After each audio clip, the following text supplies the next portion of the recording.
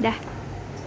Assalamualaikum warahmatullahi wabarakatuh. Waalaikumsalam warahmatullahi wabarakatuh. Halo teman-teman, kami dari Lab 3. Kami di sini akan mempresentasikan bagaimana sih melestarikan budaya di musyawarah mufakat. Nah, sebelumnya ada upaya mengenalkan tak kenal maka tak sayang. Sebelumnya perkenalkan nama saya Alfito Babiano Kurniawan, absen 3. Nama saya Kunsalam Iqbal dari absen 13. Nama saya Devina Suhaibul dari absen 5. Nama saya Alisa Fitri Daryanti dari absen 5. Nama saya Reza Syawalevi dari absen 30. Perkenalkan nama saya Leon Nugraha dari absen 15.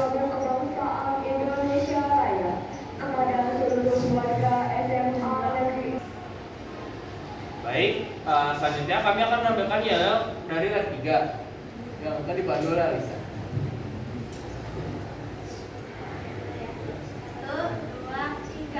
1, 2, 3. Generasi muda ada di kelompok 3. Di mana hati bersatu.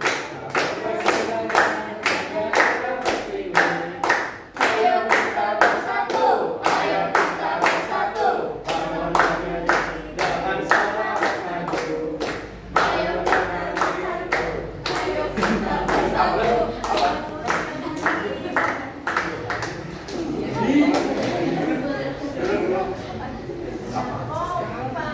Iya, kamu pakai Ya, nggak apa-apa. Makasih ya. Ayo lanjut.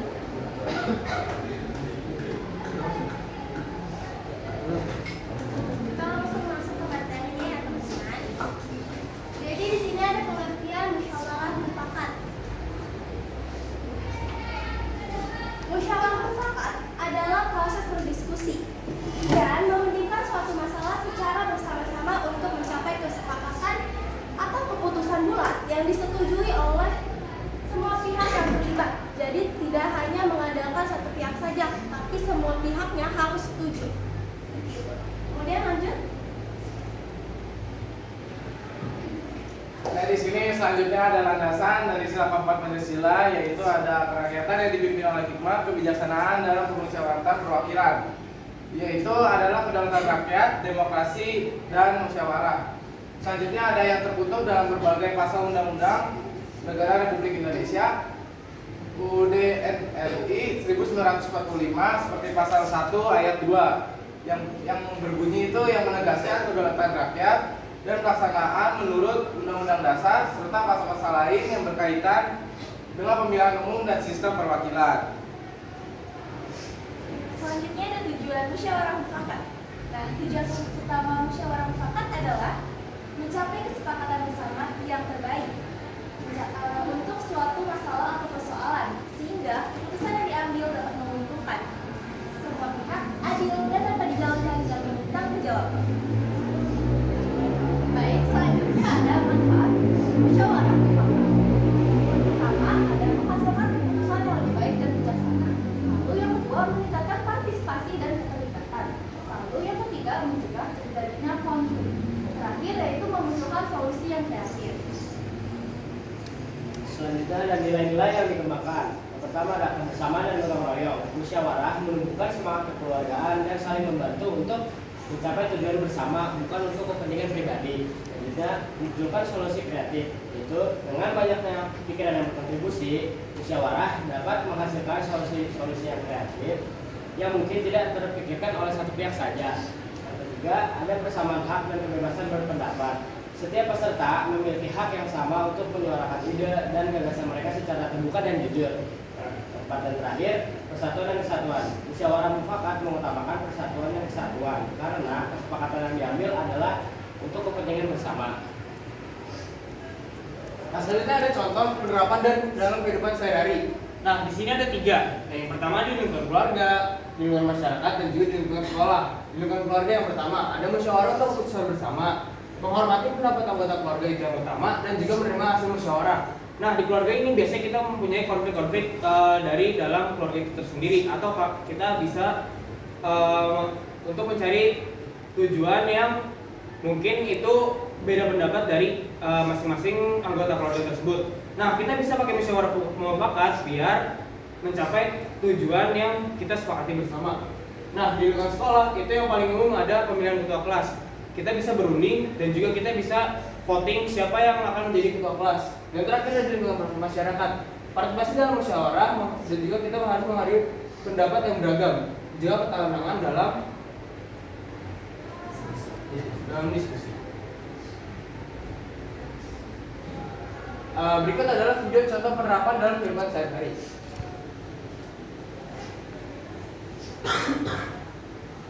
Oke, kamu sarapan. Iya. Pak, Ma, ada kan sebentar lagi lulus SMA nih. Rencananya Ade mau ambil kuliah di Bandung. Ade pun belum. Lebih bagus Ade pilih sekitar Medan aja lah deh. Jadi nanti kalau kangen, kan banyak juga. Tapi Ade pengen ambil jurusan bagian kesehatan, Ma. Dan di tempat itu bagus. Kenapa nggak ambil kesehatan masyarakat di sini? Apa ini suka aja deh. Peluang kerjanya lebih besar loh. Betul tuh. Apalagi kuliah kesehatannya Islami. Gimana Pak kerja? Tapi kita sudah ada sih yang berusaha atau berusaha. Baiklah Pak. Tadi coba dibaca aja.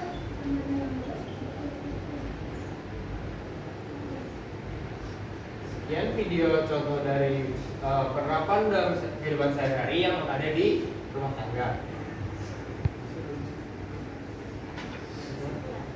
Baik, kesimpulan dari presentasi yang telah kami lakukan. Pertama adalah melestarikan budaya bersama mufakat merupakan langkah-langkah penting dalam menjaga harmoni sosial dan memperkuat nilai-nilai demokrasi yang ditetapkan pada kearifan lokal bangsa Indonesia.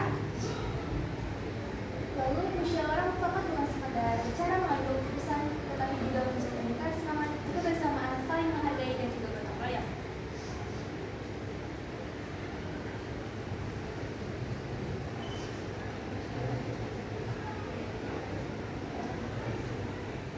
Oke, sekian presentasi dari kami. Sebelumnya, apakah ada yang ingin bertanya? Silakan. Yang bertanya berdiri, sebutkan namanya.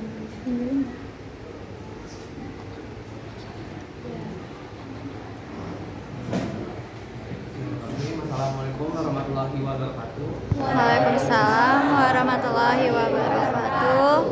Kenalkan, nama saya Abdul Kawan. Saya berasal dari kedua wakil kebanyakan mengenai melestarikan budaya musyawarah mufakat oleh kita. Jadi sini saya menyampaikan semacam pertanyaan. Jikalau misalkan yang kita ketahui di suatu kelompok itu kan pasti terdiri dari beberapa anggota. Nah, misalkan ketika dalam proses permusyawaratan ini ada satu anggota yang dimana sampai tidak setuju dengan misalkan sebagai prinsipnya seperti dengan pendapatnya, yaitu juga tidak mau mendengarkan pendapat lain.